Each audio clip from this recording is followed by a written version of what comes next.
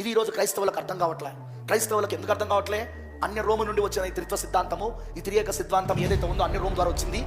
అది ఈ రోజున ప్రపంచమంతా అన్య రోము పోపు రోముగా మారుతున్న సమయంలో, క్రీస్తు శకం 320 సంవత్సరం నైసియా సభ దగ్గర అన్య రోము పోపు రోముగా మారుతున్న సమయంలో వాళ్ళు తీసుకొచ్చిన ఆ సిద్ధాంతం, అన్య సిద్ధాంతం త్రిత్వం త్రియేక అని. అందుకే బైబిల్లో ఎక్కడ త్రిత్వం త్రియేక అనే మాట రాయబడలేదు. ప్రవక్తలు రాయలేదు, అపోస్తులు రాయలేదు, పాత నిబంధన లేదు, కొత్త నిబంధన లేదు. అంతేకాదు ముగ్గురు దేవులని బైబిల్లో ఎక్కడ రాయబడలేదు. అందుకే బైబిల్ ఎక్కడ ఎవరు ముగ్గురు దేవులని రాయలేదు, త్రియేకాంత దేవుడు రాయలేదు, త్రిత్వం దేవుడు అని రాయలేదు. అవన్నీ అన్యుల యొక్క మాటలు ఉన్నవి, అవన్నీ అన్య గ్రంథాలలో లిఖితమైనవి. ఎందుకంటే అన్యులే బహుదేవత ఆరాధన చేస్తారు. వాళ్ళు ఆ బహుదేవత ఆరాధనను, ఆ ముగ్గురు వ్యక్తుల ఆరాధనను ఈ రోజు క్రైస్తవంలోనికి మెల్లగా దీన్ని తీసుకొచ్చి ప్రజలను, క్రైస్తవులందరినీ మోసం చేసి, ఇదిగో ఈ రోజున అందరినీ ఆ త్రిత్వము త్రియేక నమ్మునట్టుగా చేసి ఈ రోజు ఆ ముగ్గురు దేవులను బహుదేవత ఆరాధన చేయనట్టుగా అపవాది చేస్తా ఉన్నాడు ఈ రోజున.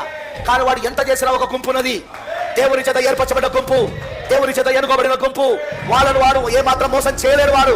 ఎందుకంటే వాళ్ళు దేవుని ఏకైక దేవుడిగా నమ్ముతారు, వాళ్ళు అద్వితీయ దేవుడిగా నమ్ముతారు. వాళ్ళు ఆ ఇశ్రాయేలు దేవుడు అద్వితీయ దేవుడని, ఏకైక దేవుడని, ఆయన తప్ప వేరొక దేవుడు లేడని, ఆయనే మానవశరం దాచుకొని వచ్చిన కుమారుడని, ఆయనే ఆ ఏకైక దేవుడే, అద్వితీయ దేవుడే, ఆ ఇశ్రాయేలు దేవుడే, ఆ యెహోవాయే, ఆ తండ్రియే కుమారుడిగా మానవ శరం దాచుకొని ఈ భూమిపైకి వచ్చారని నమ్మే ఒక సంఘం ఉన్నది, నమ్మే ఒక వధువు ఉన్నది, నమ్మే ఒక జనాంగం ఉన్నది.